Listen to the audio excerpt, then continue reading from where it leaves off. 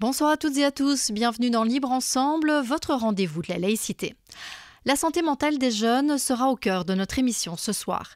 Nous allons laisser la parole à Pierre Skonbroth, journaliste vidéaste au Centre d'action laïque qui vient de réaliser le documentaire « Tout va s'arranger ou pas ». Il nous propose ce soir une rencontre avec des directeurs de CPMS, les centres psycho-médico-sociaux, des centres à bout de souffle qui peinent à répondre aux très nombreuses demandes des jeunes. Voilà, c'est donc sur cette manifestation des agents PMS, le 2 juin dernier, que j'avais envie d'ouvrir cette émission Libre Ensemble, avec dans ce studio 2 agents PMS, Nicolas Lejeune, bonsoir. Bonsoir. Et puis Corinne Berthaud. Bonsoir à vous. Bonsoir. Vous êtes venu me rejoindre ce soir pour évoquer toute cette question de surpression et je pense que le mot est faible encore pour évoquer vos conditions de travail. Mais avant ça, j'aimerais revenir sur cette manifestation du 2 juin parce que c'était un moment important, presque fondateur, j'ai envie de dire. C'est la première manifestation des agents PMS. En combien d'années, Nicolas, d'ailleurs ? En nombreuses années. Ouais. Je pense que c'était la première fois. Corinne, oui, la première fois depuis la création des centres, je pense. Oui. C'était un véritable événement. Hein. Oui. La goutte d'eau qui fait déborder le vase, c'était ça qui a précipité l'organisation de cette manifestation il y a 6 mois maintenant. Disons qu'un groupe de directeurs de PMS s'est constitué il y a 4 ans avec le nom, il faut le dire. Maintenant, il est Interréseau, donc il y a du Libre et du WBE, Fédération Wallonie-Bruxelles. Et donc, on a vraiment créé ce groupe pour pouvoir mettre en lumière ce qu'on observait sur le terrain. Parce qu'en sorte PMS, on est un observateur privilégié et souvent, on est assez discret. Rappelez-nous vos missions. Donc, les missions des centres PMS, en gros, vraiment, c'est travailler à l'épanouissement de l'élève donc dans son milieu scolaire. Donc, on est vraiment vigilant à ça. Et ça mêle un travail essentiel de prévention et également de réponse à la demande. Et donc, vous avez constaté une évolution de la demande et puis surtout des problématiques. Expliquez-nous un petit peu, parce que c'est au fond cette évolution-là qui va aboutir à la création du collectif, il faut le dire. Hein. Oui, donc on constatait vraiment des difficultés de plus en plus importantes. Et là, on était avant le Covid. Donc il y avait vraiment des problématiques d'ordre de santé mentale, de mal-être, des problématiques d'harcèlement, que ce soit dans le secondaire, souvent on met le spot sur le secondaire, mais il y a aussi toutes les problématiques qui existent et qui se développent au niveau du primaire. Et donc là, on s'est dit, il faut faire quelque chose, et notamment tout ce qui touche à l'accès aux soins de santé.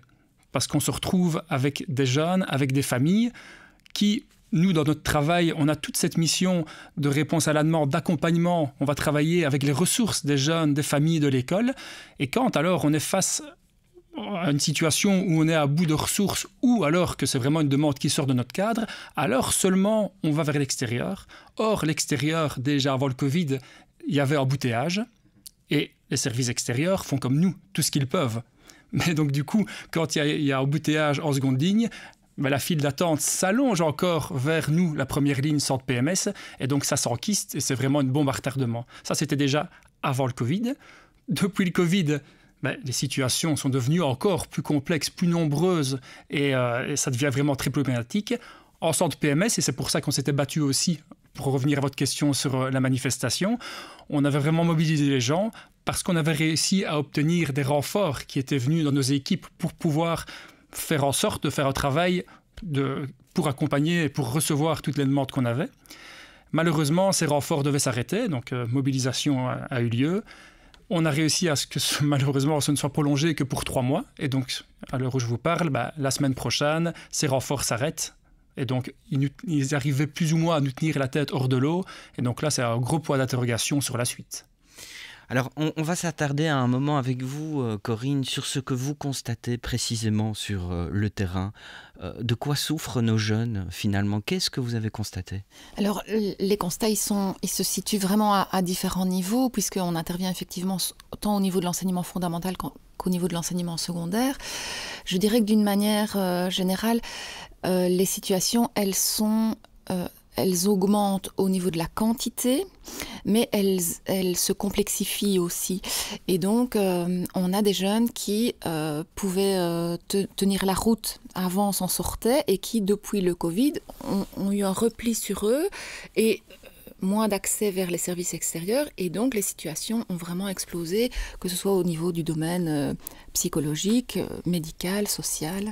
Donc des élèves en grande souffrance ? Oui, des élèves en grande souffrance avec une augmentation des élèves qui ont des envies suicidaires, une augmentation des situations de maltraitance en famille, donc qu'on doit gérer dans l'urgence, et des situations de décrochage scolaire, évidemment. Maintenant, il y a aussi des jeunes qui vont bien, hein. Tous les jeunes ne vont pas mal, ça c'est important de le signaler aussi, mais par contre la proportion de demandes et l'intensité des demandes a vraiment augmenté. Tellement augmenté que vous décidez de créer ce collectif, faut le dire, de manifester devant le cabinet de la ministre Désir, je le disais le 2 juin dernier, une ministre à qui vous avez envoyé pendant un certain temps un nombre de courriers importants. J'en lis quelques extraits. Madame la ministre, en tant qu'agent PMS, j'éprouve de plus en plus de mal à garder la tête hors de l'eau et ma santé mentale en est fortement impactée. Avec mes collègues, nous sommes au bord de l'implosion et face à une réalité de travail de plus en plus difficile. Alors, c'est ce qu'on disait là tout de suite. Est-ce que ces courriers, est-ce que ce mouvement du collectif, faut le dire, a donné des résultats ? Il faut savoir que c'est grâce, il faut le dire d'une certaine manière, on a eu la chance de tomber au bon moment, au bon endroit. Donc, préalablement à cette mobilisation, on avait rencontré Madame Désir suite à une de nos cartes blanches sur l'accès aux soins de santé. Et c'est ce jour-là qu'elle avait obtenu un budget exceptionnel pour des renforts. Et donc, on avait réussi à ce que ces renforts n'aillent pas en totalité vers les écoles où l'idée était de mettre que les écoles puissent engager des psys, des AS et des éducateurs. On a pu faire en sorte qu'il y ait une partie vers les PMS et une partie vers l'école avec uniquement des éducateurs. Parce que c'était déjà important pour nous. Et donc, suite à ça, on s'est battu pour que ces renforts persistent et les courriers dont vous parlez, c'est vraiment pendant 2 mois, Madame Désir, mais également les ministres de la Fédération Wallonie-Bruxelles, les associations de parents, les syndicats, toutes les personnes autour de la table, finalement, quand on parle de la santé mentale à l'école, ont reçu ces courriers pour faire en sorte d'être reçus. Le jour de notre manifestation, on s'est réunis place sur les Choquiers, jour de Parlement. Et donc on avait pu être reçus, on espérait être reçus également par M. Géolet, qui d'une certaine manière tient un peu la bourse, enfin tient la décision, mais on avait été reçus par Mme Désir. Patron, on peut le dire comme ça. Oui. Corinne, vous voulez ajouter quelque chose ? Mais oui, je voulais dire que ce que la constitution du groupe Faut le dire a apporté, c'est aussi une visibilité médiatique de l'institution PMS. On ne parlait jamais des centres PMS avant, ou en tout cas de manière peu positive par moment. Mais ici, on est vraiment devenu un interlocuteur médiatique dont on commence à prendre compte, notamment au moment de la manifestation, aujourd'hui lors de la conférence de presse. On va en reparler tout de suite.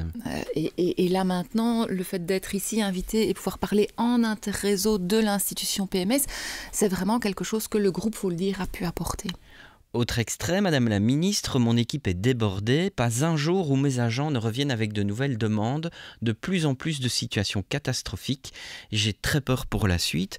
Donc ça, c'est encore un courrier de l'année scolaire dernière. Est-ce que depuis le mois de septembre, vous avez senti une petite évolution positive ? Malheureusement, au contraire. On n'a jamais connu une rentrée aussi complexe. Ah bon ? Et donc, ce n'est pas parce que la crise Covid semble être derrière nous que les situations ne continuent pas à être problématiques. Comme disait Madame Berthaud, ma collègue, heureusement, il y a des jeunes qui vont bien, qui vont mieux, mais malgré tout, cette crise du Covid, et finalement, les crises, c'est devenu la réalité, ont fragilisé une grande partie de la jeunesse. Et donc, il y en a qui vont mieux, mais il y en a beaucoup qui ont été plus ou moins bien pendant le Covid et qui décompensent maintenant.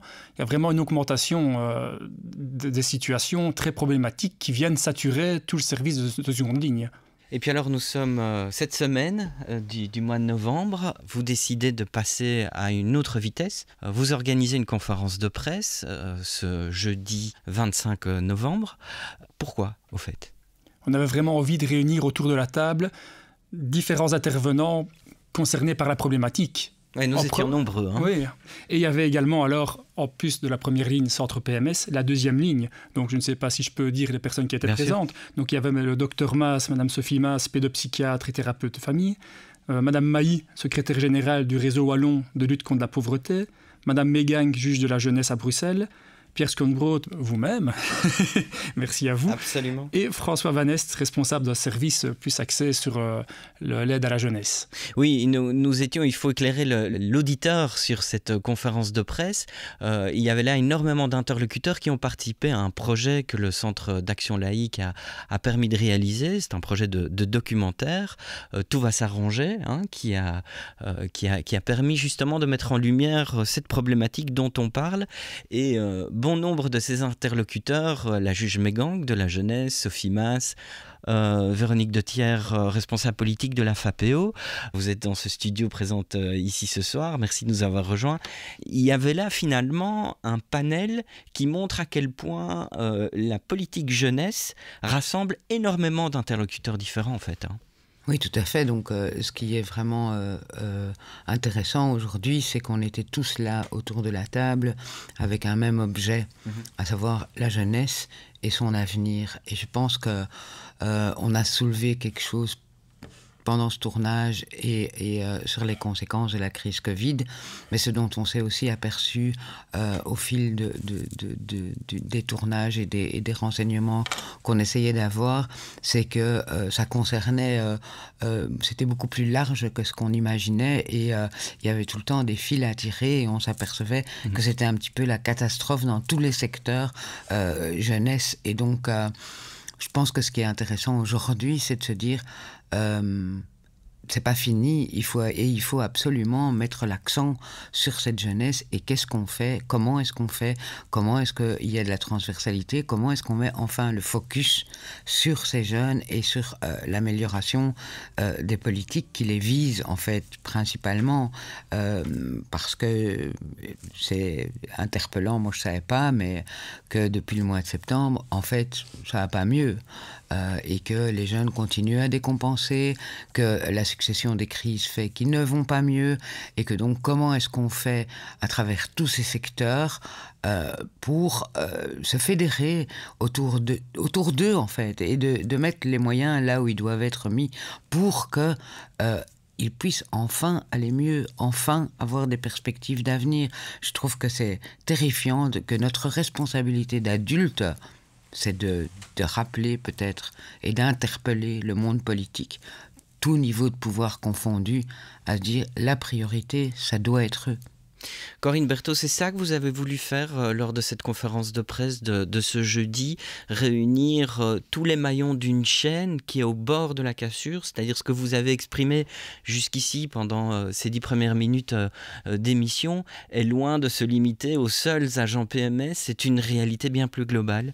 Oui, tout à fait, puisque on l'entend, tous les secteurs qui s'occupent de la jeunesse font les mêmes constats que nous et certaines décisions peuvent être prises à certains niveaux de pouvoir, mais sans qu'il n'y ait de concertation entre ces différents niveaux de pouvoir. Donc, il y a le secteur de l'enseignement, il y a le secteur de la santé, il y a le secteur plus judiciaire. Et donc, il serait temps que tous ces secteurs se coordonnent pour mettre en place des aides de manière concertée avec les gens de terrain.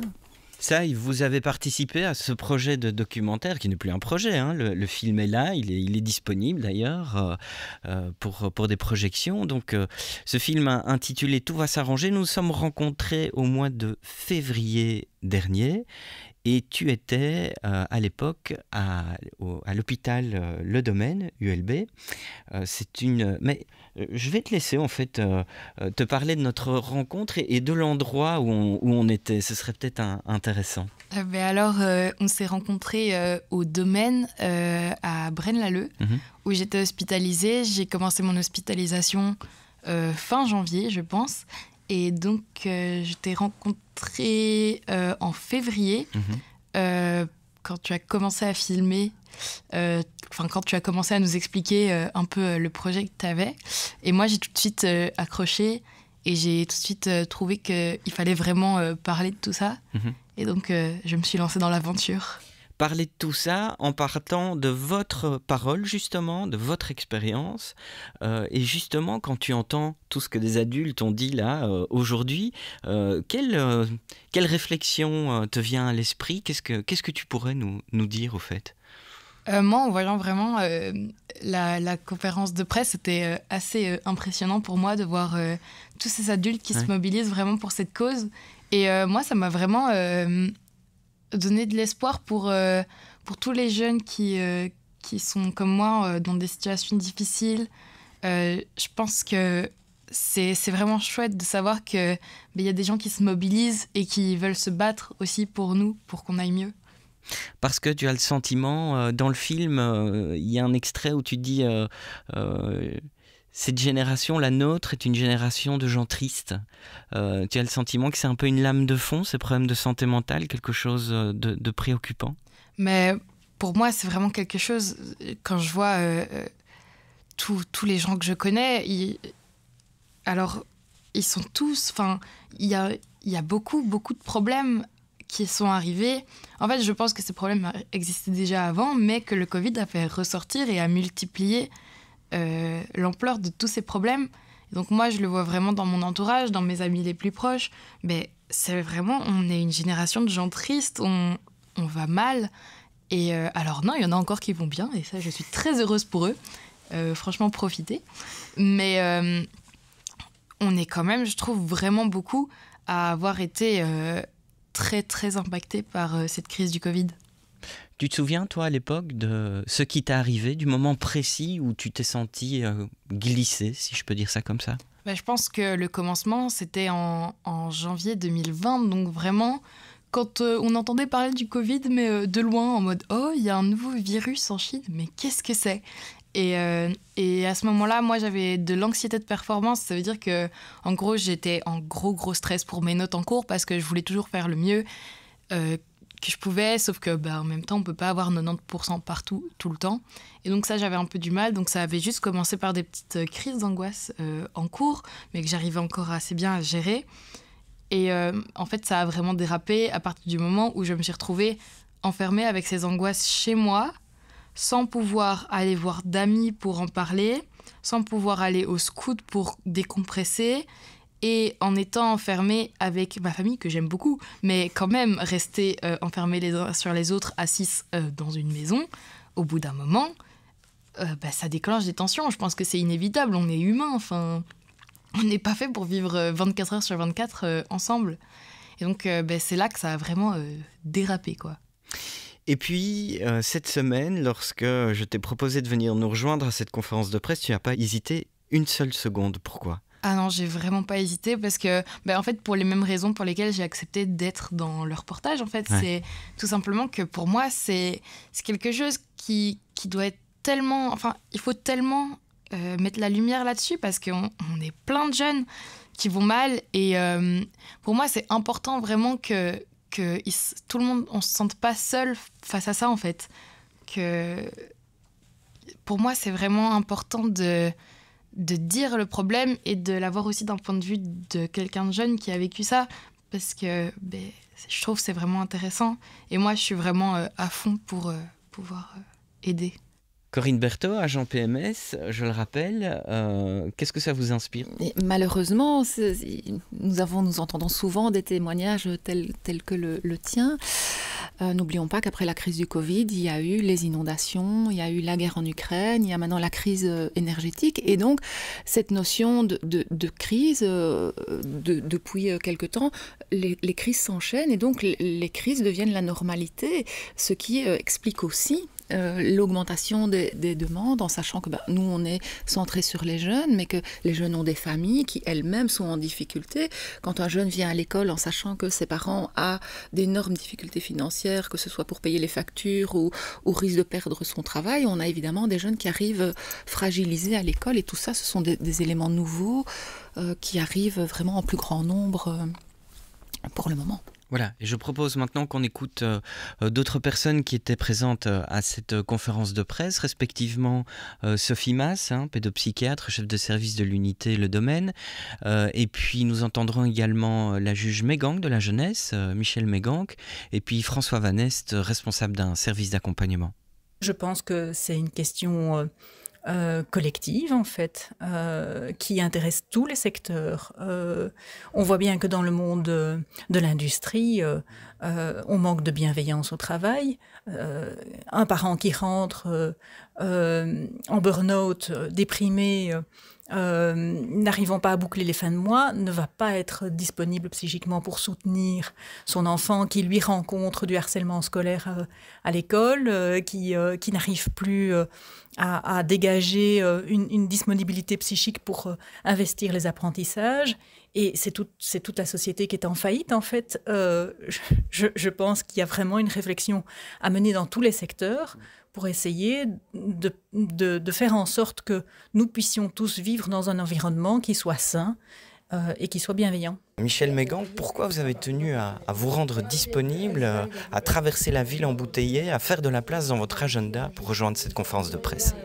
Ça me semble évident qu'on travaille tous ensemble autour des enfants et que c'est d'eux qu'il faut parler à titre principal et qu'ils doivent pouvoir recevoir une réponse globale à leurs problématiques et pas par le petit bout de la lorgnette. Donc venir à côté de ceux qui travaillent en principe au départ d'une chaîne dans l'école me semble logique pour qu'on puisse s'appuyer les uns sur les autres plutôt que se diviser pour chacun aller chercher son intérêt. Donc l'intérêt commun aujourd'hui, c'est les enfants de 0 à 20 ans dont nous nous occupons tous sous une forme ou sous une autre. C'est eux qui nous réunissent, c'est pas nous. J'ai un bébé d'1 semaine, il est 130e sur une liste d'attente. Comment un enfant peut entendre le message de dire « Désolé, je n'ai pas de place pour te mettre à l'abri, je n'ai pas de place pour t'aider à grandir. » Voilà. Est-ce que nous voulons vraiment ça? Est-ce que les gens, le commun des mortels, enfin le commun des citoyens belges, peut être au courant et réaliser que dans le dispositif qui est mis en place pour apporter de l'aide aux enfants, nous sommes en état de saturation et d'indisponibilité? Voilà, Véronique de Thiers, j'aimerais bien avoir une réaction de votre part parce qu'on l'entend, c'est de globalité qu'il s'agit ici. Ce n'est pas seulement de l'école dont il faut parler. Et c'est donc un appel quelque part à tous les gouvernements qu'on a lancé à cette conférence de presse, non? Oui, moi je pense vraiment que c'est ça, c'est de redonner du sens, de globaliser, d'articuler, de travailler aussi avec les acteurs de terrain. Mais surtout, je pense que dans ces crises successives et dans les difficultés rencontrées, le citoyen parent, là je vais me mettre dans la place d'un citoyen parent, il comprend pas lui quand on lui parle de moyens au fédéral et que la communauté n'en a pas. Ce que lui il attend, c'est qu'on réponde à ces problématiques. Et donc, pareil, quand des enfants ne vont pas bien ou que la famille ne va pas bien, il faut répondre tout de suite. Il ne faut pas qu'on se retrouve, et on se retrouve malheureusement de nouveau dans les mêmes situations aujourd'hui. Il ne faut pas qu'on vous dise « oui, mais ce sera dans 6 mois ». Parce que dans 6 mois, il y a plein de catastrophes qui peuvent arriver jusque-là. Et donc, c'est de dire à un moment, est-ce que tout le monde ne peut pas se mettre autour de la table? Est-ce qu'on ne peut pas en faire une priorité? Est-ce que... des jeunes qui vont pas bien parce que leur famille ne va pas bien, évidemment. Donc, de redonner du sens à tout ça, de redonner un peu d'espoir, de redonner du positif et de montrer que le politique se préoccupe de l'humain, ça me semble vraiment très très nécessaire aujourd'hui.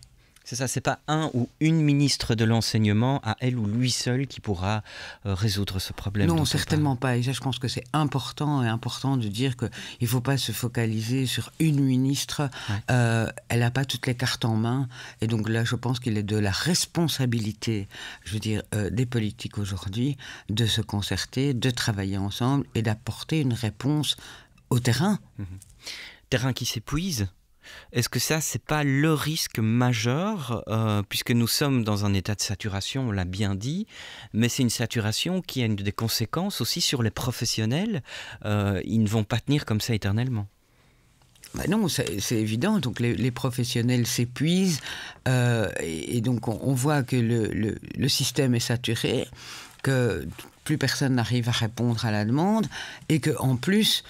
on entend des burn-out, de l'absentéisme, parce que c'est pas possible, parce que humainement c'est aussi très très compliqué, parce que ces situations à gérer sont lourdes, hein. Donc, et émotionnellement pour les travailleurs de terrain. Mais ça, j'imagine que les deux personnes qui sont aussi ici aujourd'hui pourront mieux répondre que moi à ce que ça représente en termes de gestion émotionnelle aussi, de traiter ces cas lourds.